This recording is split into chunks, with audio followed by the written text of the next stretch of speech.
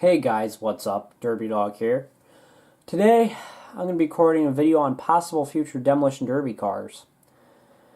So, I was thinking, I've kind of ran out of videos to make, okay?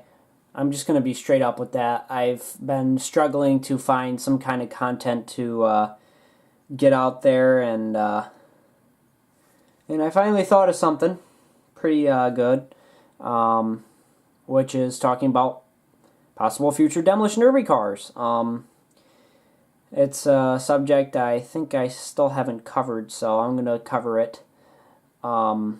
This will be probably for like the next 5 years. Eventually I'll be moving to 4 cylinders, eventually. More than likely because of the whole fact that we're going to run out of V6s. So we're going to run out of 6 cylinders, so... Sorry guys for not posting a video in quite a long time. I know it's been a heck of a wait. I just actually lost one of our family pets. I don't know if you guys saw her in one of the videos, but the black dog, the German Shepherd, Trixie, her name is, passed away a week ago. So yeah, it's gotten kind of tough. These past few weeks, that's for sure. But anyway, enough rambling. Let's get on with this video. So first up, ironically, is another Buick Century, the 1997 through 05 body style Buick Century. Yes, right now I'm literally demolition derbying one of these. I figured since I already have the cage, the gas tank setup, and everything else, I might just end up buying one of these again. We'll have to see how it holds up in this Demolition Derby. That was going to be happening this summer, so hopefully it holds up good, but we'll have to see. That will pretty much determine whether I buy another one of these next. So, as you guys can see, as the 3100 engine, like mine does too. It's the only engine it came with, and it's a 2.0 gen W body. Now we got a car I really want, a 1995 through 2001 Chevy Lumina. This is the bubble top version. Engines 3.1, 3.4, and 3.8 V6s.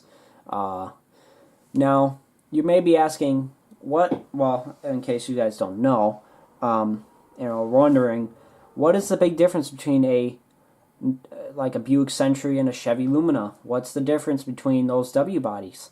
And you'll see it says W body 1.5 gen, and there is a difference, and it happens to be the core support. If you guys look in the right hand photo, you'll see that the core support is quite a bit different. Let me go back to the last slide. You see that the core support is very different on the Buick Century and the Chevy Lumina. It's more straight. You also got a different subframe on the Buick Century and the Chevy Lumina. Very different. Same motor, very different though. And the Chevy Lumina, in my opinion, and as almost fact, I should say, is stronger than a Buick Century. When I went to go buy a Demolition Derby car at the time, when I bought the Buick Century, the one I'm demoing now, last year, I did not know there was a difference. Every year I learned a lot more about Demolition Derbies, and cars themselves. So this is a really wanted one of mine. Yeah, I'm just recording with the tripod. I'm too lazy to get somewhat like Bandicam. I used to have it right now, but whatever. So this is a 1990 through 94 Chevy Lumina. Obviously you guys can see the huge most wanted sign on the top right hand corner pretty much. The first gen Chevy Lumina, in my opinion, without a doubt, is definitely the best W body. or any of the 1.0 gen really were good W bodies. Definitely good W bodies. That's all I gotta say. Very strong cars. Their engines, yeah, they stall a lot. That's, I think, because of limp mode. But the engines just seem to run forever, pretty much. So the engines that come with this car are actually two 4-cylinders. You got the Iron Duke and the 2.2 4-cylinders, and you could put in a 4-cylinder Demolition Derby. You'd probably win, actually, because you got the strongest car out there, but that's besides the point. Not many, I don't believe many of those 4-cylinders were made, and if they were made, I mean, even if many of them were made, there still wouldn't be many left, just like there isn't very much V6 left, but I'm aiming for the 3100 engine. I just really like that engine. So let's go to the next one. Remember, guys, I really want this one, so I might be getting one of these next. Okay, so next car is the 1995 through 07 Chevy Monte Carlo. Yeah, that's pretty new. Pretty high years. That's only 11 years ago, actually, that they stopped producing the Chevy Monte Carlo, at least in the States. So we got lots of engines for this one. We got the 3100 V6, 3400 V6, 3800 V6, and 3.5 V6, 3.9, and the 5.3 V8. I'm not planning on running V8. No, I'm not going to put that like against a Crown Vic and expect to win. Although it's possible. Anything's possible in Demolition Derby, guys. Don't kid yourselves. So we got the 1.5 gen, 2.0, and the 3.0.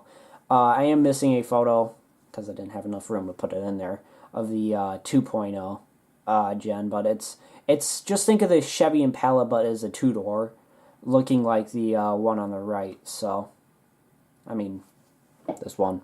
Just imagine a different front end with the old Chevy Impala front end, but the same rear end. And here in the middle, I got an old picture of this gen right here engine. So, yeah. Why I want a Chevy Monte Carlo? They're W bodies.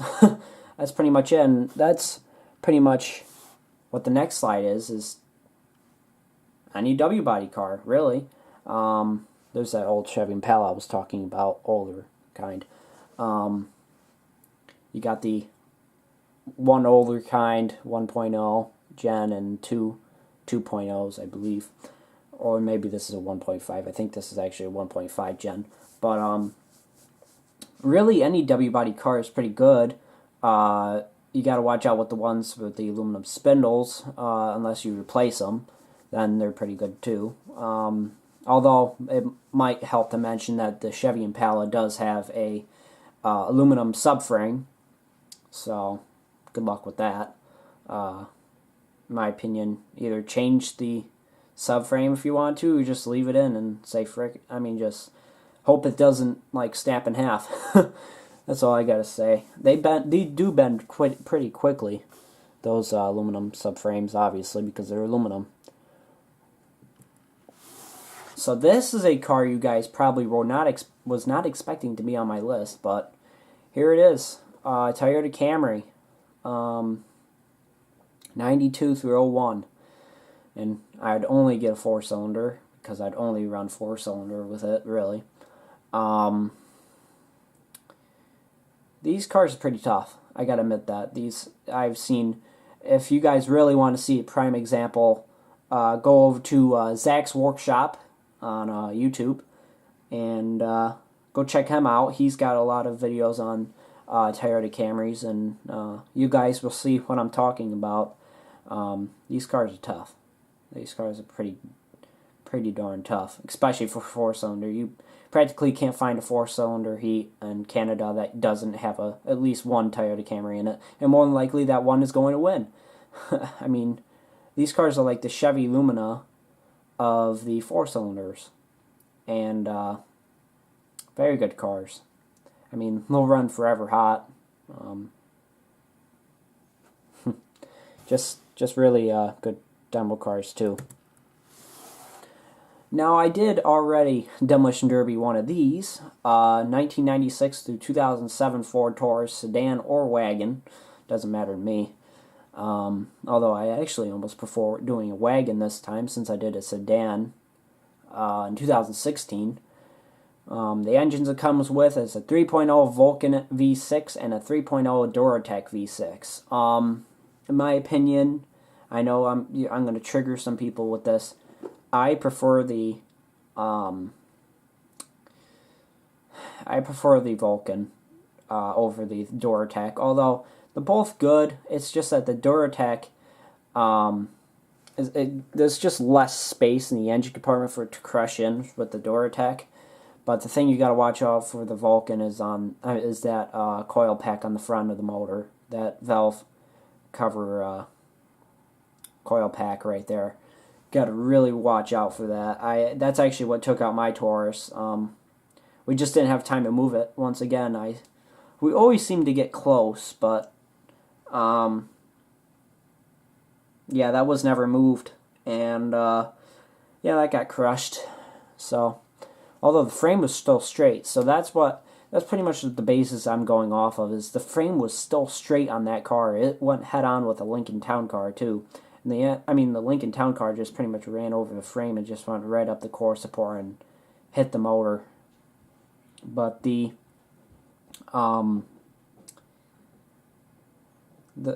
Ford Tauruses are good cars. They're good demo cars altogether. They do have their problems though. They're really soft in the rear end, and if you're not careful, you will probably get hurt if you hit too hard with those rear ends. The floor just comes right in. But on to the next one. 1997 through 2005 Buick Park Avenue. Although pretty much the same type of car as the 2000 through 2005 Buick Lesabre. I mean, I'd demo either one. I mean, it doesn't really matter to me. They're pretty much the same exact thing. But I kind of prefer the Park Avenue just because, just a tiny bit different. And I've seen at least one win. I mean, I've seen them winning pretty often at local stock heats. So this car would probably go into a stock heat, if anything. So would the Ford Taurus too, but it comes with the 3800 V6. It also came with a supercharged version of the 3800, and the body is the G platform. And actually, hold on guys, I'm really tired, so sorry, I'm making this at like midnight, and I'm actually really tired. But let me go back to the Ford Taurus real quick. That actually has the D186 platform from Ford. Just forgot to mention that, but let's go back. How does the 3800 handle heat?